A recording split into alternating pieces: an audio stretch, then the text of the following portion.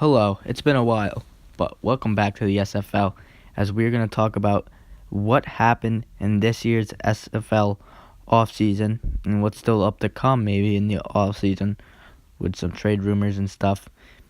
And the biggest people or the biggest names in this year's draft. So, what are we waiting for? Let's get right into the offseason moves to give you guys a recap. Okay, so the first big news of the offseason was when Mark Crothers, who had a decent rookie year with the Mustangs, scoring 4 touchdowns in the 4 games he played with them, and Collin Sanford have been signed to the Jaguars. But this was a pretty cool signing, a very interesting signing. But later, these two guys have gotten cut by the Jaguars and signed by the Honey Badgers. And Collin Sanford, he doesn't work out well with the Honey Badgers, so we'll see him if he bounces around later in the season. But yeah, so both Mark Crothers and Collin Sanford have went to the Jaguars, didn't like it, got cut, and now are on the Honey Badgers, and maybe they could change the franchise. Alright, undrafted rookie Chris Comfort spent his first year with the Mustangs, and he sort of broke out towards the end of the year, and it's very surprising. But the Mustangs decided they have cut him, and the Honey Badgers ended up signing him. So this could definitely help out the Honey Badgers defense a lot, as he was a pretty good defensive player more than offense, and he has wicked good speed. He's probably one of the fastest, or not the fastest guy in the SFL, and that's why the Mustangs picked him up, because they knew his speed. And since he was gone off the Mustangs, now the Honey Badgers have this man, and we will see what he can do with the Honey Badgers. Okay, now this is probably the second biggest transaction of the offseason. Ryan Gillan, who has played for the Jaguars for 3 years straight, has been cut and then was signed by the Mustangs and then was promoted to captain of the Mustangs.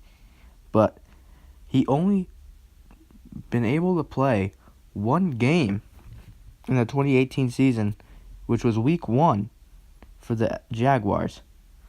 And he got hurt and was not able to play the rest of the season. And now he's on a different team, and he's gonna run it. And we will see what he does with the Mustangs this year.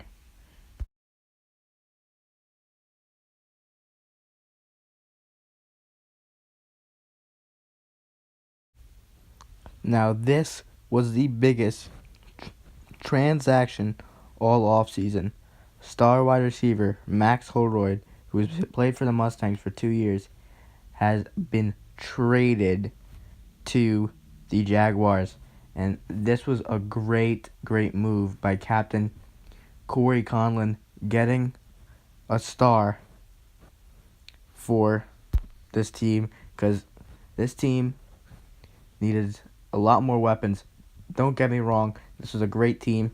They went 6-0 and for the second time in franchise history, but I think they just did a little bit more weapons, and they finally got one in Max Holroyd. Maybe we'll see how he does, or how he fits in for the Jaguars. And they got rid of their 3rd pick of the first round and gave it to the Mustangs, and gave them a Rookie of the Year candidate, but didn't win Rookie of the Year, Robert Scalante, who had a pretty decent rookie year at quarterback. But yeah, so Max Holroyd is now a Jaguar, and Robert Scalante is now a Mustang. Alright, now we are done with all our off-season stuff, so let's talk about the draft. So this year's draft, there will be 4 players that have already played in the league, or 4 qualifiers, which are Sam Placido, Paul Thalman, Keith Beck, and Jacob Lawton, and all the rest are rookies.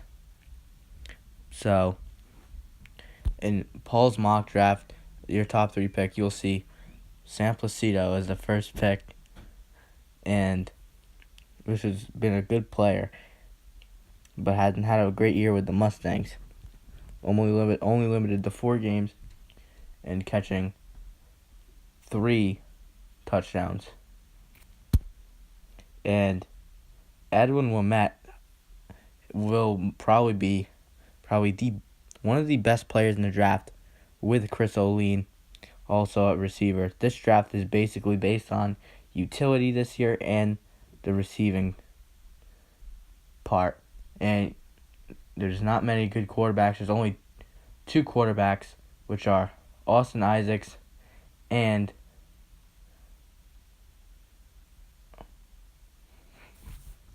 Russell Falco.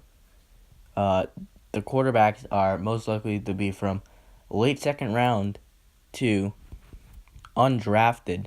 So it's not a very good quarterback draft this year, but there are a lot of utility and receiver guys, especially for rookies, big names like Edwin Ouimet, Chris Olin, Sam McCutcheon, and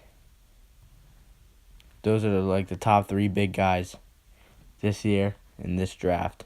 Okay, so now it's time to look at the top 3 picks from some of the mock drafts. So here's Max's top 3.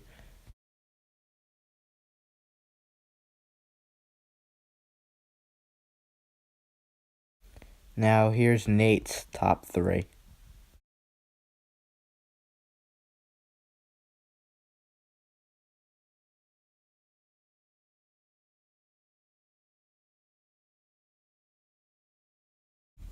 And now here are the rest of the rookies in the SFL draft, but the ones that are highlighted with green text are other really important rookies in this year's draft.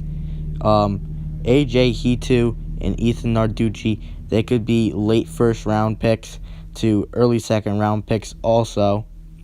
Those are guys you don't want to sleep on this year in the SFL draft.